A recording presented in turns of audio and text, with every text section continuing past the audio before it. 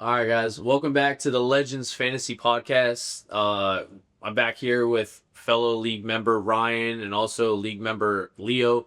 We were just talking about the draft night and everything, and we wanted to get back in with the draft order. We had a lot of questions come up, how we do our draft order. Remind you, we've been in this 17 years. We have 16 active members in the league. We've had 16 for about the last 7, I believe. And draft order is something that when you talk about how do you decide your draft order, there's a lot of videos on, social media, best ways to do it.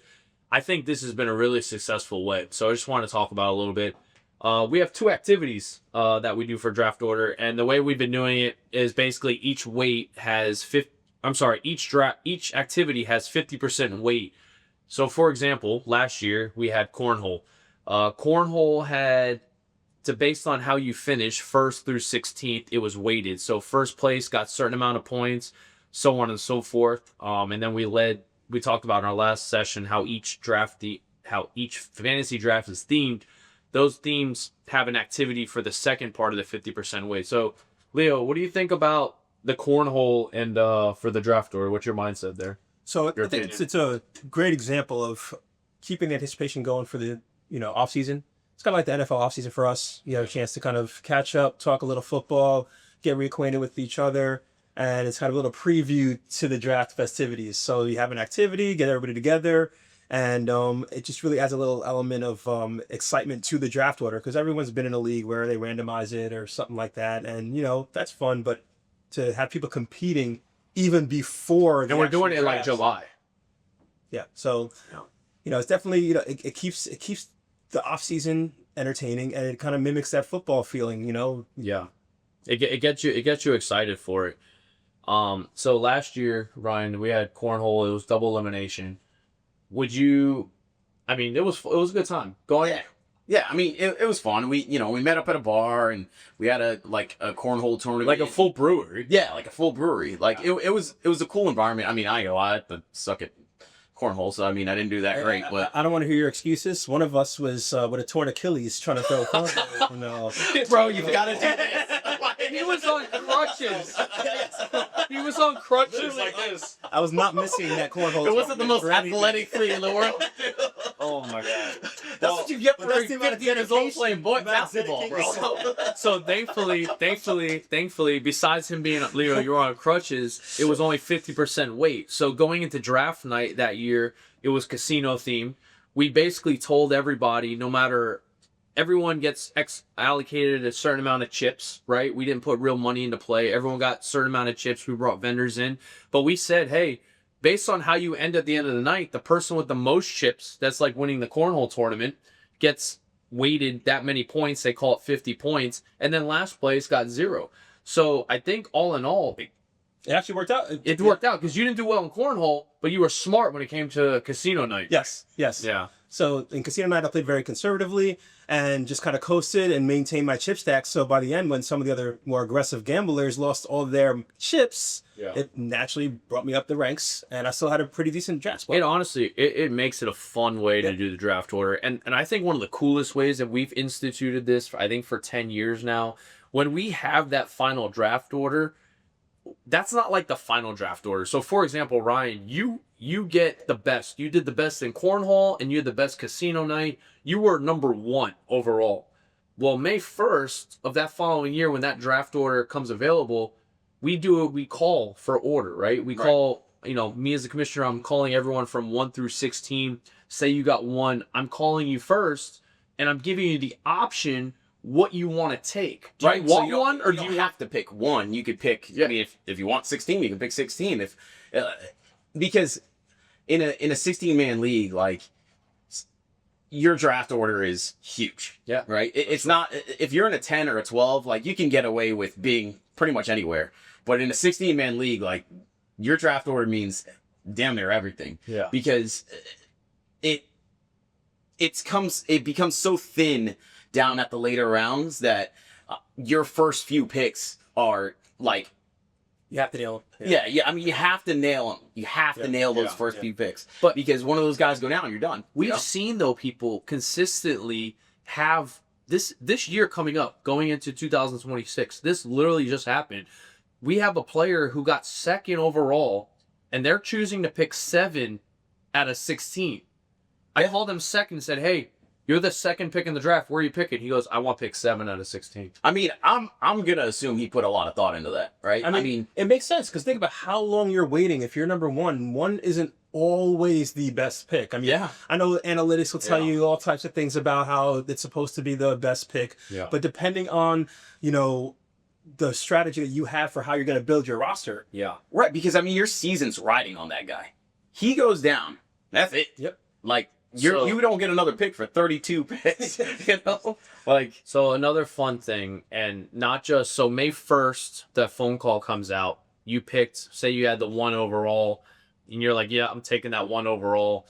But apart from that, May 1st, we open up draft trades, right? So from May 1st up until draft day, somewhere in late August or early September, we now are eligible to trade because we know our draft order rounds 1 through 8.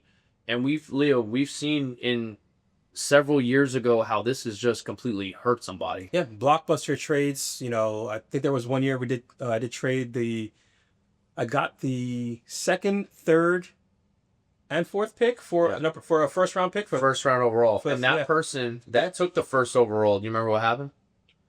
Did they get injured or they had? Yeah, they got injured. Yeah. He coincidentally was a Jet fan. And that year, Aaron Rodgers came out with the flag, MetLife, Yep. tore the Achilles. One play later, and every New Yorker went off. And not just did he have Aaron Rodgers, he had the whole crew. So he actually came last place that year. So he made a trade of a draft pick. He wanted an extra number 1. You ended up receiving 3, you said? Yeah, his 2nd, 3rd, and 4th for an early first rounder. Yeah. And, you know, it makes it, you know, exciting. You know, you have the opportunity to add more action, add more off-season action, you know, similar to NFL, you know, type of off-season, and then let the chips fall where they may. Ryan, since then, what's happened in draft trades since then?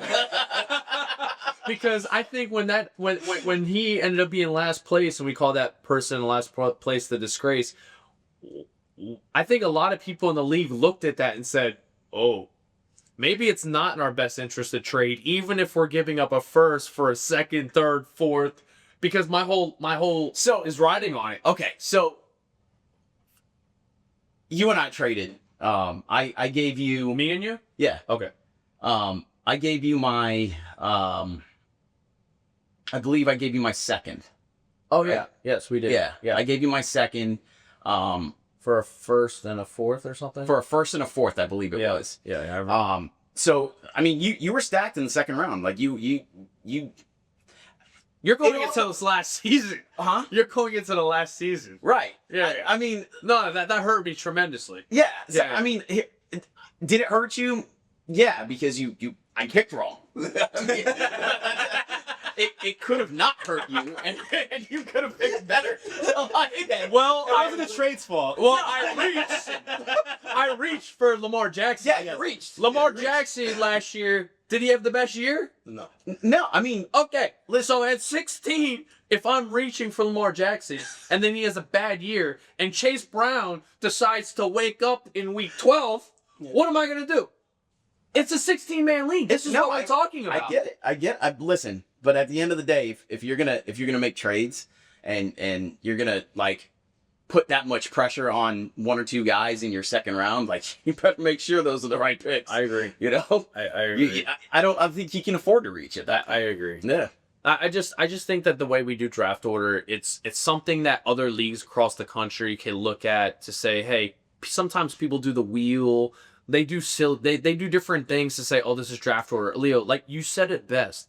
This draft order is a way for in the offseason the league to get together, right? More camaraderie, more times talking to each other, more friends coming together, seeing each other more often. We haven't seen, you see each other 2 times a year, not just draft night. Now you have Another a cornhole tournament. Now you have another event that brings people together, check on families.